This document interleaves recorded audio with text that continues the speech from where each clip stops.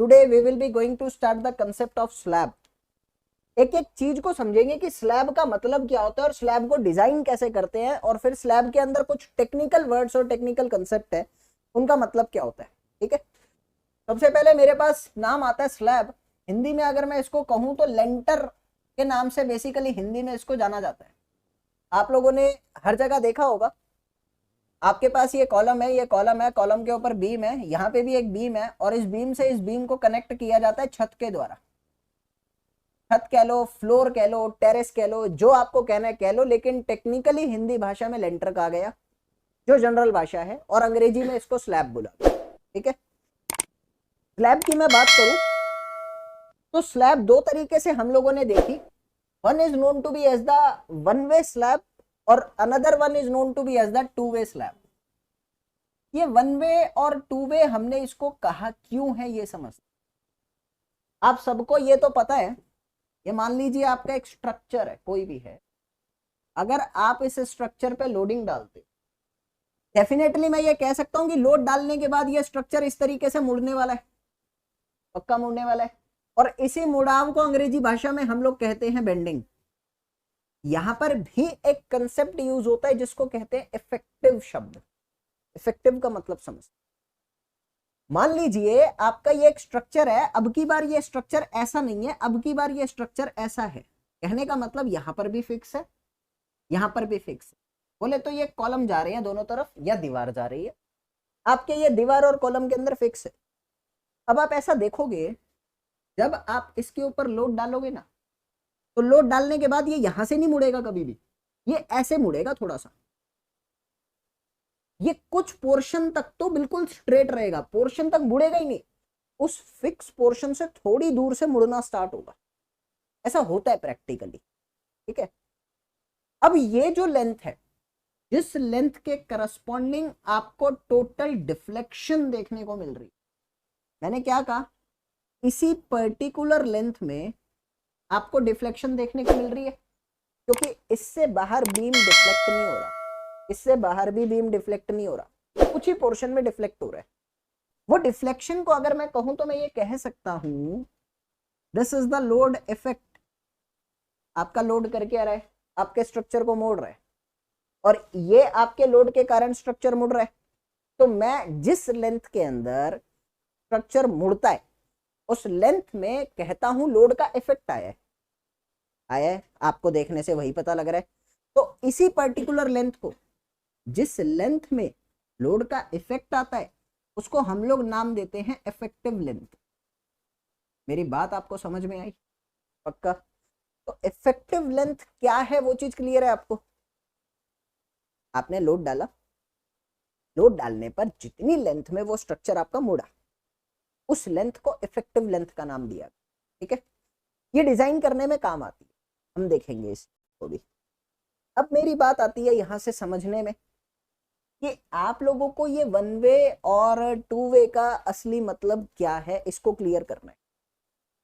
भाई अगर मैं स्लैब की बात करता हूं, तो स्लैब डेफिनेटली आप सिंपली भाषा में ऐसे ही बनाने वाले हो, एक स्लैब मैंने ये बनाई, एक स्लैब मैंने ये बनाई, और मैंने दोनों स्लैब पे लोड दे दिया। आप अपने आप से क्वेश्चन पुटअप करेंगे, एक इंजीनियर आपके अंदर बचपन से बैठा है, बस उसको जगाना है, और आप खुद ही बताएंगे कि क्यों, क्या, कैसे हम ऐसे करते हैं। अगर आपने ये जाना तो पूरा चैप्टर आराम से आज ही खत्म हो जाएगा। मैंने कहा आपने यहां पर भी लोड दिया है, आपने यहां पर भी लोड दिया है। ठीक है, तो मैं ये बात आपको स्टार्टिंग में ही बता चुका हूं कि आप जब लोड देते हो तो लोड देने की वजह से मुड़ता है मेंबर। अभी मैंने बोला डिफ्लेक्शन आती है, और जब भी मैं डिफ्लेक्शन कहूंगा तो मेरे दिमाग में आना चाहिए मोमेंट आ रही है। दो चीजें होती है, एक होता है फोर्स, शियर फोर्स, एक होती है बेंडिंग मोमेंट। तो अब मैं इतना ज्यादा डीप में नहीं जा रहा, मैं वैसे आपको बता दूंगा बाद में, लेकिन जहां जहां आपका मेंबर मुड़ेगा वहां वहां आपके मोमेंट आएंगे, डिफ्लेक्शन आएंगे।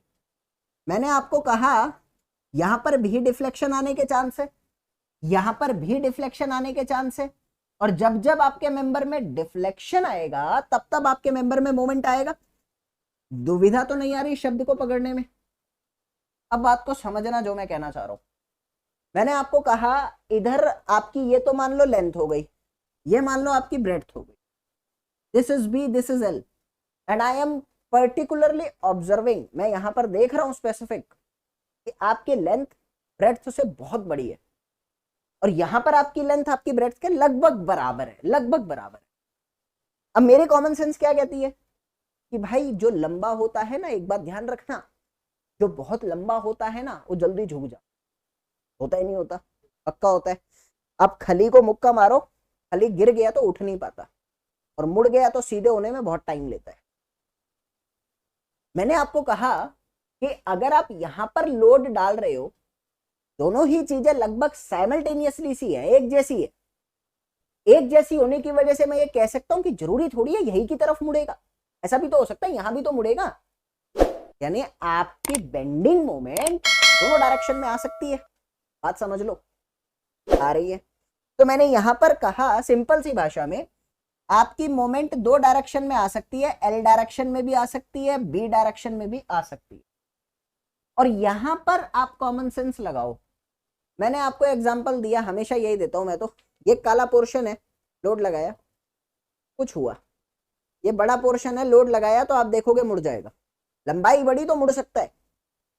अब एक बात, अगर ये काला पोर्शन है, ये ढक्कन है, ये निकाला, आपने लोड लगाया, कुछ नहीं हुआ, अब ये ढक्कन ऐसे है और ये ऐसे है, आप समझना ये क्या है, ये उसकी विड्थ है, ये लेंथ है, लोड आप कहाँ लगा रहे हो, बीच में, लोड आप बीच में लगा रहे हो, तो स्लैब के बीच में लगा रहे हो।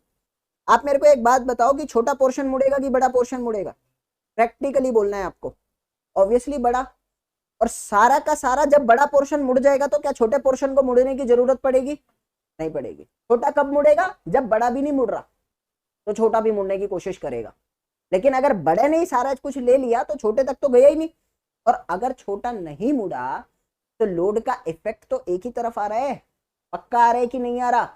आप क्या कहोगे कि आप लोगों का यहां पर जो मोमेंट है ना वो सिर्फ एल के प्रति आ रहा है, आया, पक्का आया। जहां पर आपके लोड का मोमेंट एल और बी दोनों में जाता है उसको टू वे का नाम दिया गया, दो तरफ मोमेंट डिस्ट्रीब्यूट हो गया, उसको कहा गया टू वे स्लैब। और जहां पर आपका मोमेंट एक ही डायरेक्शन में गया उसको नाम दिया गया वन वे स्लैब। डाउट तो नहीं आया, पक्का। यहां पर आपका मोमेंट दो डायरेक्शन में जनरेट हुआ था क्योंकि दोनों का साइज बराबर था, एक में लोड आया, एक अगर मुड़ रहा है ना तो उतना ही साइज दूसरे का है तो दूसरा भी मुड़ रहा है। यहां लंबाई बहुत ज्यादा थी, दूसरा तो मुड़ ही नहीं पा रहा था, पहला मुड़ गया, ठीक है। एक तरफ मोमेंट आ रहा है, मुड़ना मतलब मोमेंट आना, तो वन वे स्लैब, दो तरफ मोमेंट आ रहा है तो टू वे स्लैब। यहां तक समझ आया कि one way slab to way slab क्या है, पक्का आया। अब जरा और डिटेल में समझेंगे। आई एम सेइंग दैट जब आप लोगों ने इसको पढ़ा तो एक चीज देखा, सिर्फ आपके साइज के अकॉर्डिंग वन वे और टू वे बन रहा है। अगर आपका ये साइज बहुत बड़ा है ना तो वन वे बन रहा है, और अगर ये साइज बड़ा नहीं है, एक दूसरे से लगभग बराबर है या थोड़ा भी बड़ा है तो कोई फर्क नहीं है, तो टू वे बन रहा है। तो सिर्फ और सिर्फ साइज ऑफ द मेंबर के कारण वन वे और टू वे बने, समझ आया। और कुछ तो नहीं आया। क्या मैं एग्जाम के अंदर ये क्वेश्चन बना सकता हूँ कि one way and two way function जो है वो किस पे डिपेंड करता है, सिर्फ डायमेंशन पे डिपेंड करता है, साइज पे डिपेंड, ठीक है, पता होना चाहिए।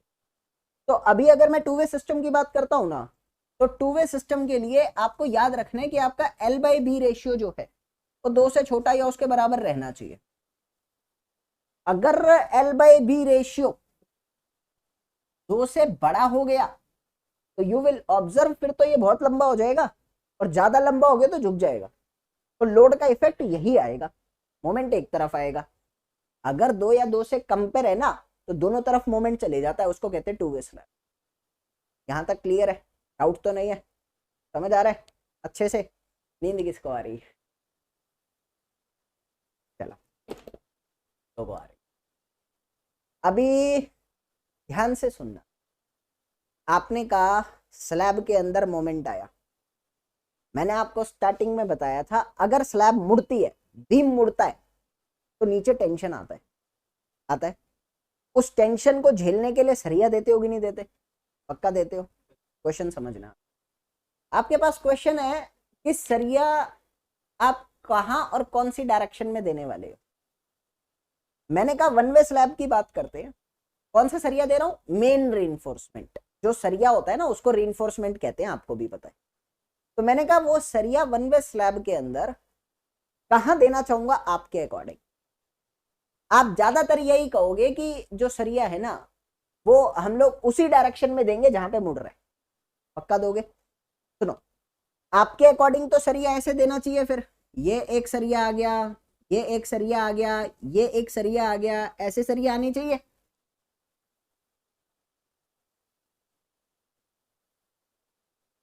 ऐसे अगर आप सरिया देते हो तो बेटर क्यों रहेगा वो भी समझते।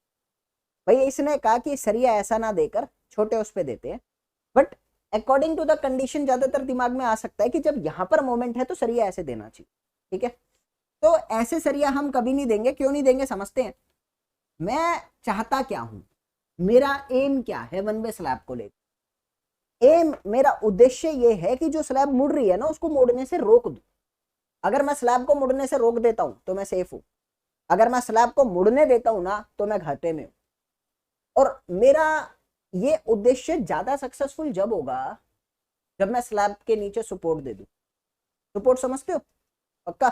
आपको पता है अगर मैं नीचे से इसको रोक दूं तो ये मुड़ नहीं पाएगा, जैसे इसको हटाऊंगा ये मुड़ जाएगा। सपोर्ट देने से मुड़ता नहीं है। तो मेरे दिमाग में क्या आया, एक अच्छे डिजाइन के लिए मैं कह सकता हूं यहां पर लंबे वाली एज पर और छोटे वाली एज पर सपोर्ट दे दो। मतलब लंबे वाली दोनों एज पर सपोर्ट दे दो। सपोर्ट देने से लंबाई में मुड़ तो सकता नहीं, अब ताकत देनी तो जरूरी है। तो ताकत देने के लिए सरिया देते हैं। सरिया हम क्या करते हैं, छोटे वाली साइड पे दे देते हैं। इसका बेनिफिट क्या हुआ? बेनिफिट ये हुआ, एक तो सरिया कम लगा, बड़े वाले में सरिया ज्यादा लगता, इकोनॉमिकल नहीं बनता। दूसरा, अगर आप छोटे वाले में सरिया लगा रहे हो तो यहां पर आपके मोमेंट का डिस्ट्रीब्यूशन बहुत अच्छा। डिस्ट्रीब्यूशन का मतलब है एक सरिये से दूसरे सरिये में इफेक्ट ट्रांसफर हुआ, एक पे नहीं आया, सब में फैल गया। जब एक पे आता है तो दिक्कत होती है। अगर मैं डिस्ट्रीब्यूट कर देता हूं, 5 किलो न्यूटन का लोड है, एक ही मेंबर पे डाल रहे हो तो मेंबर टूट जाएगा ना। अगर आपको 5 किलो न्यूटन का लोड 5 पे डालो तो क्या टूटेगा? 5 किलो न्यूटन का लोड 5 पे डाला तो एक पे तो एक का ही आया, फिर नहीं टूटेगा। तो मैं यही तो कर रहा हूं, आपके लोड का इफेक्ट आप ट्रांसफर करने के लिए छोटे स्पैन पे सरिया दे रहे हो। तो क्या मैं ये पॉइंट लिख सकता हूं यहां पर कि आपका मेन रेनफोर्समेंट जो है वो कहां पर दिया जाता है? शॉर्टर स्पैन पर दिया जाता है। पक्का? चलो अभी समझना और चीज। मैंने आपको कहा टू वे की बात करते हैं। टू वे के केस में दोनों तरफ ही मुड़ रहा है, ऐसा कुछ कह ही नहीं सकता कि आप लोगों का सरिया इधर आएगा इधर आएगा, कुछ नहीं। दोनों तरफ मोमेंट जा रही है, दोनों तरफ देखना पड़ेगा। सबसे पहला, सरिया देने से पहले तो मेरे दिमाग में एक चीज आई थी, सपोर्ट देना। क्या मैं कह सकता हूं यहाँ पे सपोर्ट अगर आप लेंथ पे दे रहे हो तो आपको विड्थ पे भी देना पड़ेगा, क्योंकि बेंडिंग मोमेंट दोनों में आ रहा है, डिफ्लेक्शन दोनों में आ रहा है। पक्का? समझ आ रहा है आपको? दोनों तरफ मुड़ रहे हैं ना, तो दोनों तरफ मुड़ने के केस में आई कैन से कि ये दोनों तरफ सपोर्ट देने की आवश्यकता पड़ेगी। मैंने आपको कहा भाई एक तरफ आप ऐसा दे रहे हो और एक तरफ आप ऐसा दे रहे हो। अब सिर्फ ऐसे तो देने नहीं वाले तुम, या तो तुम 3 साइड देने वाले हो, चौथी साइड हो सकता है तुमने दीवार में घुसा दिया उस, है ना, या आप चारों तरफ दे रहे हो। तो मैं एक चीज और कह सकता हूं, यहां पे आप लिखोगे जो आपकी मेन रीइंफोर्समेंट है वो शॉर्टर एंड लॉन्गर दोनों साइड पे चलेगी कि नहीं चलेगी? बोलो। पक्का चलेगी। और जो आप सपोर्ट दे रहे हो वो वहां पे लॉन्ग स्पैन पे है, यहाँ पे लॉन्ग और शॉर्ट दोनों पे। ठीक है, तो मैं ये भी लिख सकता हूं कि यहां पर आपका जो सपोर्ट है वो लॉन्गर स्पैन पे है और यहां पर आपका जो सपोर्ट है वो लॉन्गर और शॉर्टर दोनों पे है।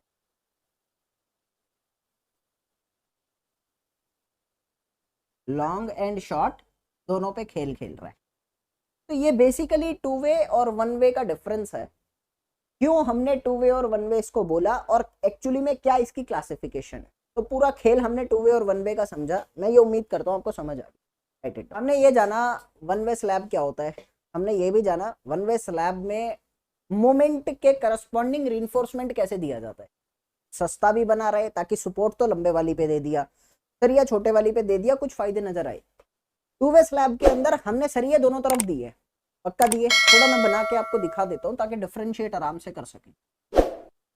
ये एक स्लैब, ये एक स्लैब, यहां पर मैंने सपोर्ट दे दिया, मान लो ये ऐसा, यहां पर मैंने सपोर्ट दे दिया, ये मोमेंट के लिए मैंने कुछ सरिया यहां पर प्रोवाइड कर दी। सिमिलरली यहां पर सपोर्ट दिया, यहां पर सपोर्ट दिया, यहां पर सपोर्ट दिया, और सरिये के लिए मैंने ऐसे ऐसे ऐसे ऐसे सरिये प्रोवाइड कर दिए मोमेंट के। अगर आप ध्यान से देखो तो यू कैन पर्टिकुलरली से कि ये जो मैंने रिइंफोर्समेंट दी है ना, ये रिइंफोर्समेंट होती है मेन रिइंफोर्समेंट, बात को समझना। और ये जो मैंने सरिया दिया है ना, ये भी सरिया आप लोगों का मेन रिइंफोर्समेंट की कैटेगरी में ही आने वाला है। मेन का मतलब समझते हो ना तुम लोग, पक्का। चलो अब एक बात और है, आप लोगों ने लोड डाला, पर्टिकुलरली आपको यह बात पता है कि लोड आप लोग स्लैब के बीच में ऐसे डालते, मतलब ये छत है, मान लो ये छत के बीच में लोड डलता है ना। अब होता क्या है ना कि इस छत के बीच में तो लोड डाल दिया, अगर तुमने मेरे शब्दों को याद किया तो तुमने ये भी सुना कि आपके लोड को हम लोग डिस्ट्रीब्यूट करते हैं। जब भी तो लोड बढ़ता है, 5 किलो न्यूटन एक पे ना पड़ के 5 पे पड़ता है, वो बढ़ता कैसे है। इस हालात में तो मुझे नहीं लगता लोड बढ़ेगा, कैसे जाएगा दूसरे की तरफ। मैं क्या करता हूं, इस मेन रिइंफोर्समेंट के ऑर्थोगोनली, शब्द इंपॉर्टेंट है, एग्जांपल उस पे ऑब्जेक्टिव में आ सकता, 90 डिग्री पर मैं कुछ सरिये प्रोवाइड करता हूं, और जो 90 डिग्री पर प्रोवाइड करा जाता है ना, उसको हम लोग अंग्रेजी भाषा में कहते हैं ट्रांसवर्स। आप लोगों ने सुना भी होगा पक्का, लेटरल, ट्रांसवर्स, ऑर्थोगोनल, ये सब एक ही है। तो ट्रांसवर्स कह लो, लेटरल कह लो, ऑर्थोगोनल कह लो, एक ही बात है। हर किताब के अंदर आपको कई बार नए नए शब्द देखने को मिल जाते हैं। ये सरिया ही तो दे रहे हो, सरिया को क्या कहते हो, रीइंफोर्समेंट, पक्का। इस रीइंफोर्समेंट के अपने आप में बहुत बड़े फायदे हैं। क्या फायदे, सबसे पहला, आपके लोड को एक जगह से दूसरे मेन रीइंफोर्समेंट तक, मेन तक, भाई ये मेन, ये मान लो एक बीच में एक सरिया जा रहा है, इस पे 5 डाल दिया, अब 5 इस पे नहीं आना चाहिए ना, बाकियों पे फैलना चाहिए। तो ये फैलता कैसे है, ट्रांसवर्स रीइंफोर्समेंट के थ्रू फैलता है। तो पहला फंक्शन क्या हुआ इसका, डिस्ट्रीब्यूशन ऑफ मोमेंट कह लो, डिस्ट्रीब्यूशन ऑफ लोड कह लो, मोमेंट कह लो, एक ही बात आ रहा है कि नहीं आ रहा, पक्का आ रहा है। उसके बाद और क्या हो सकता है, एक बात याद रखेंगे, मेन जो रीइंफोर्समेंट होता है ना, हमेशा आपने मेन रीइंफोर्समेंट क्यों दिया, ताकि मोमेंट झेल सके, है ना। लेकिन हमेशा ये बात आपने पहले भी सुनी है कि कई बार टेम्परेचर के बढ़ने से सरिया फैलता है, कई बार श्रिंक होने से भी क्रैक आने के चांस होते हैं, होते हैं कि नहीं होते। तो टेम्परेचर की वजह से अगर सरिया फैल रहा है तो भी स्ट्रेस आएगा, कम होने से श्रिंक हो रहा है तो भी स्ट्रेस आएगा, कंक्रीट में से पानी उड़ रहा है तो भी स्ट्रेस आएगा, हल्का सा क्रीप इफेक्ट भी आता है, आता है कि नहीं आता। Do you know what is creep effect. Creep effect के कारण भी हिसाब किताब बन सकता है, ये लोड के कारण नहीं आ रहे हैं, क्रीप इफेक्ट भी चलो लोड के कारण आ रहा है, उसको साइड रखो अभी। टेम्परेचर और श्रिंकेज ये दोनों लोड के कारण नहीं आ रहे, तो लोड के कारण ना आकर भी क्रैक आ सकते हैं, उनको झेलने के लिए होती है ट्रांसवर्स रीइंफोर्समेंट। ये क्वेश्चन था क्रीप वाला, तो उसको भी मैं करवा देता हूं। तो मैं ये कह सकता हूं कि टेम्परेचर और श्रिंकेज के कारण आने वाले स्ट्रेस को झेलने के लिए ट्रांसवर्स रीइंफोर्समेंट हो, क्योंकि मेन तो मोमेंट झेलती है, समझ आ रहा है। तो यहां पर मैंने लिखा श्रिंकेज कह लो या टेम्परेचर कह लो, इनके कारण आने वाले स्ट्रेस को झेलने के लिए ट्रांसवर्स कौन सी काम आती है, ट्रांसवर्स रीइंफोर्समेंट काम आती है। एक चीज और, कई बार क्या होता है ना, आप लोगों का लोड बहुत कम है, लोड है ही नहीं, जैसे आपने अपने घरों की छतों में देखा होगा, छत पे कोई नहीं जा सकता, ये सोसाइटी बनती है, 11-11 माले की बिल्डिंग बनती है, इनकी छत पे कौन जाता है, कोई भी नहीं जा सकता, दरवाजा ही नहीं है। तो इनकी छत के ऊपर ना आप मेन रीइंफोर्समेंट नहीं देते, क्योंकि लोड ही नहीं है। मैं एक एग्जांपल दे रहा हूँ, उधर तो देते हैं, 11 माले पर तो देते हैं, क्योंकि बहुत हिसाब किताब अलग होता है वो। छोटे स्ट्रक्चर की बात करें तो छत पे हम जैसे जाने का रास्ता नहीं है, तो कई बार तो सिल्ली दे देते हैं, है ना, कई बार थोड़ा बहुत सरिया देते हैं और बस वो मसाला डाल देते हैं, क्योंकि मुझे पता है खड़ा ही नहीं होना उसके ऊपर, यानी लोड तो आ नहीं रहा, मोमेंट तो नहीं आ रहा, बस वो मिनिमम रीइंफोर्समेंट दे के काम चला देते हैं। और ठेकेदार तो वो भी नहीं देते, नहीं दे रहे। वो मिनिमम रीइंफोर्समेंट कौन सी है? वो मिनिमम रीइंफोर्समेंट लोड के लिए नहीं है, लोड के लिए नहीं है, वो मिनिमम रीइंफोर्समेंट तो श्रिंकेज और टेम्परेचर से बचाने के लिए है। और वो कौन सी है? हाँ कह सकते हो ब्रिटलनेस। कौन सी है वो? तो ट्रांसवर्स है ना, तो मैं ये कह सकता हूँ कि मिनिमम रीइंफोर्समेंट का काम भी यही कर रहा है। पक्का कर रहा है कि नहीं कर रहा? अच्छे से समझ आ रही है? तो definitely I can say that ये मिनिमम रीइंफोर्समेंट का काम भी कर रहा है। चलो ये चीज भी क्लियर हुई, कैसे आई? अब मुझे पता है अगर मैं टू वे स्लैब की बात करता तो टू वे स्लैब के केस में दोनों तरफ मेन रीइंफोर्समेंट है, मेन रीइंफोर्समेंट बोथ साइड्स। जब मेन रीइंफोर्समेंट बोथ साइड है, प्रैक्टिकली सोचना और अपनी कॉमन सेंस के अकॉर्डिंग मेरे को जवाब देना, क्या यहाँ पर ट्रांसवर्स रीइंफोर्समेंट की कोई जरूरत है या डालने की कोई आवश्यकता अलग से दिख रही है? पक्का क्या कह सकते हो? आपको क्वेश्चन समझ आया? मैंने कहा जैसे यहां पर ट्रांसवर्स रीइंफोर्समेंट डाली थी, वहां पर डालने की आवश्यकता है? देखो मैं बताता हूं, नहीं है। क्यों? क्योंकि जो आपके दूसरे साइड वाली रीइंफोर्समेंट है ना, वो ट्रांसफर्स की तरह ही तो काम कर रही है। वो आपके लोड को लोड डिस्ट्रीब्यूट करने का काम नहीं करेगी। अगर आप लोग सरिया ज्यादा दे रहे हो तो क्या टेम्परेचर से बचेगा नहीं? क्या श्रिंकेज से बचेगा नहीं? अपने आप बचेगा। तो no need of extra transverse reinforcement, main reinforcement of shorter side. जो छोटे वाली साइड है ना, उसकी जो मेन रीइंफोर्समेंट है वो ट्रांसफर्स की तरह काम कर रही है, कह सकता हूं। पक्का?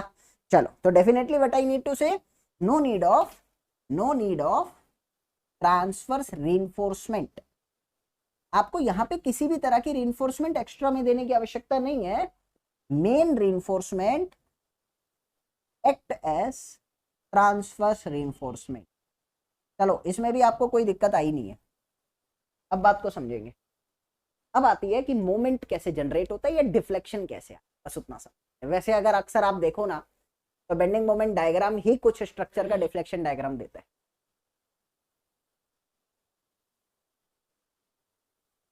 हाँ हाँ झेलती है, कोई दिक्कत नहीं है। ये शेयर का भी काम करती है, हाँ करती है, इसमें कोई दिक्कत नहीं है। अब सुनो, डिफ्लेक्शन कैसे दिया जा सकता है।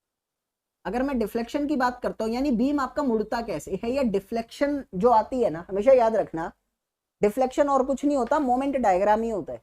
आप लोगों ने स्ट्रेंथ ऑफ मटेरियल में पढ़ा होगा, स्ट्रक्चर एनालिसिस में भी अगर पढ़ी है तो पढ़ा होगा। डिफ्लेक्शन बेंडिंग मोमेंट डायग्राम ही होता है, उसी से ही बनता है। तो कैसे कैसे जनरेट होता है उसको समझ। मैंने आपको कहा कि आप लोगों का जो टू वे के अंदर डिफ्लेक्शन आता है ना, वो कैसे आता है? वो कुछ इस तरीके से आता है कि पूरा बीम मुड़ता है, क्योंकि दोनों तरफ मोमेंट जा रहा है कि नहीं जा रहा। तो यहां पर आप लोगों का डिफ्लेक्शन एंड टू एंड चलता है ऐसे। लेकिन वन वे के अंदर आपका डिफ्लेक्शन कैसे चलेगा? सुनो, वन वे के अंदर आपका डिफ्लेक्शन लॉन्ग पे तो जा नहीं सकता, क्योंकि लॉन्ग तो दोनों तरफ फिक्स है, ये फ्री है। तो फिक्स वाले केस में कैसे चलता है? कुछ हद तक जाता है, फिर कांस्टेंट हो जाता है, फिर उसके बाद ऐसे चलता है। मतलब वन वे के केस में जो आपका मोमेंट डायग्राम है या बेंडिंग जो है, वो कुछ हद तक जाती है, फिर कांस्टेंट हो जाती है, फिर वो और नीचे नहीं जाती, ठीक है, और उसके बाद वो आगे बढ़ती है। यहां पर क्या है? टू वे है, तो दोनों साइड से मुड़ रहा है ना। डिस्ट्रीब्यूशन ऐसा तो नहीं है कि एक ही तरफ चल रहा है, दोनों तरफ चल रहा है। लोड का इफेक्ट ज्यादा है, तभी तो मुड़ाव आ रहा है, पक्का आ रहा है। तो वहां पे क्या होता है? कॉन्टिन्यूसली डिफ्लेक्शन होती रहती है, होती रहती है, होती रहती है, सेंटर पे मैक्सिमम, ठीक है। तो ये आपको थोड़ा याद रखना।